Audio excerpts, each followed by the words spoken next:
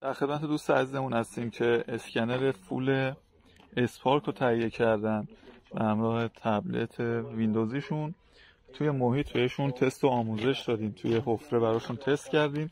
حالا میخوایم نظرشون رو بدونیم که آیا از سیستم راضی بودن، آیا تستاشون همه چی اوکی بود یا نه. سلام، با تشکر از شما.